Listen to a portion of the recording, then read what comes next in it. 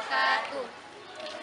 Kami dari kelas 2 SMA Terpadu Pondok Pesantren Nahdlatul Tulab. Di sini kami akan mempresentasikan tentang World Trade Organization atau WTO. Tapi sebelum itu, perkenalkan, nama saya Sulfia. Nama saya Lailatul Fitriani. Nama saya Tarisa Salsabila.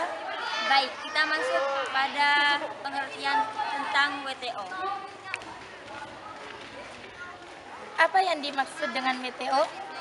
World Trade Organization atau WTO merupakan salah satunya organisasi internasional yang mengatur perdagangan internasional.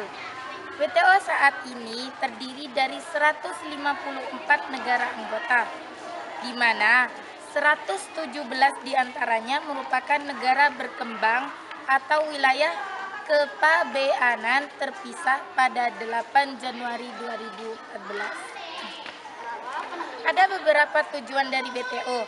Yang pertama, meningkatnya standar hidup masyarakat dunia, menjamin lapangan kerja sepenuhnya, meningkatkan penghasilan secara realistis, memperluas produksi dan perdagangan barang dan jasa, melindungi sumber daya dunia dan lingkungan alam. Ada beberapa tugas pokok dan fungsi dari WTO. Yang pertama, mengelola perjanjian perdagangan internasional, menjadi forum untuk mengosiasi perdagangan internasional, menangani sengketa perdagangan internasional, mengawasi berjalannya kebijakan perdagangan nasional, memberi bantuan teknis dan pelatihan untuk negara berkembang, dan melakukan kerjasama dengan organisasi internasional lainnya seperti IMF dan Bank Dunia. Lalu selanjutnya, apa sih keuntungan Indonesia bergabung dengan WTO? Selama bergabung dengan WTO, Indonesia mendapat beberapa keuntungan seperti perlindungan dari kecurangan perdagangan, dumping dan diskriminasi kebijakan. Namun di sisi lain, banyak perusahaan asing multinasional yang menguasai sektor-sektor perdagangan strategis seperti air, pangan, busana dan sebagainya. Lalu, apa kerugian yang Indonesia dapatkan dari bergabung dari WTO? Bergabungnya Indonesia dalam WTO itu juga memberikan dampak negatif, yaitu industri Indonesia kalah saing dengan industri-industri negara maju dalam konteks perdagangan internasional. Lalu, munculnya ketergantungan terhadap produk-produk negara maju. Lalu yang ketiga, apa pengaruh WTO dalam perdagangan internasional? WTO memiliki tujuan penting, yaitu mendorong arus perdagangan antar negara dengan mengurangi dan menghapus berbagai hambatan yang dapat mengganggu kelancaran arus perdagangan barang dan jasa. Memfasilitasi perundingan dengan menyediakan forum negosiasi yang lebih permanen dan penyelesaian sengketa dagang antar negara. Kita lanjut pada fungsi WTO. Fungsi WTO bagi negara berkembang ada 3. Yang pertama, sebagai suatu perangkat ketentuan atau aturan multilateral yang mengatur tindak tanduk perdagangan. Lalu yang kedua, apa sih fungsi WTO tersebut? Kedua adalah sebagai suatu forum atau wadah perundingan perdagangan. Sedangkan yang ketiga adalah sebagai suatu pengadilan dalam internasional.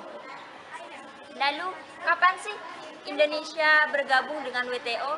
Jadi, Indonesia tersebut berpartisipasi dalam berbagai organisasi internasional sebagai bukti eksistensi Indonesia dalam sistem internasional. Salah satu organisasi tersebut adalah World Trade Organization atau WTO.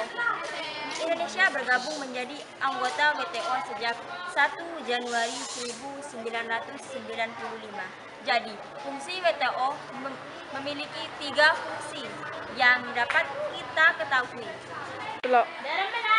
Adapun manfaat bergabung dengan organisasi WTO antara lain, yang pertama, mendorong terciptanya perdamaian. Secara tidak langsung, dengan semakin tingginya intensitas perdagangan antar negara, maka hal ini akan semakin mendorong negara-negara yang aktif dalam perdagangan untuk berusaha menciptakan perdamaian dunia. dalam rangka untuk mendorong arus perdagangan barang dan jasa. Dalam hal ini, bergabung dengan organisasi WTO sangat baik untuk menciptakan terjadinya perdamaian antar negara. Dan yang kedua, persengketaan antar negara dalam perdagangan dapat ditangani secara konstruktif. Dengan semakin meningkatnya volume dan jenis produk yang diperdagangkan, sengketa perdagangan internasional seringkali terjadi. Sengketa-sengketa dagang dapat diselesaikan secara lebih konstruktif melalui aturan-aturan penyelesaian sengketa yang telah diatur oleh WTO. Lalu yang selanjutnya dari manfaat WTO itu memberikan banyak pilihan produk pada konsumen internasional. Banyaknya produsen dari berbagai negara yang dapat mendistribusikan produknya ke berbagai negara lain membuat konsumen memiliki pilihan produk yang lebih banyak pula. Hal ini juga akan mendorong terjadinya persaingan sehat antara negara dan memicu kreativitas produsen dalam berinovasi dan meningkatkan kualitas produknya agar dapat menarik perhatian konsumen. Lalu manfaat yang keenam dari adanya WTO adalah mendorong pertumbuhan ekonomi. Perdagangan yang meningkat akan mendorong terciptanya lapangan kerja yang lebih luas, sehingga pertumbuhan ekonomi negara juga akan ikut meningkat.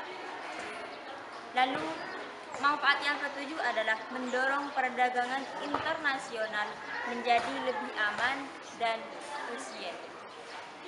Dengan adanya aturan-aturan yang ditetapkan WTO, negara anggota WTO lebih terlindung dan praktis.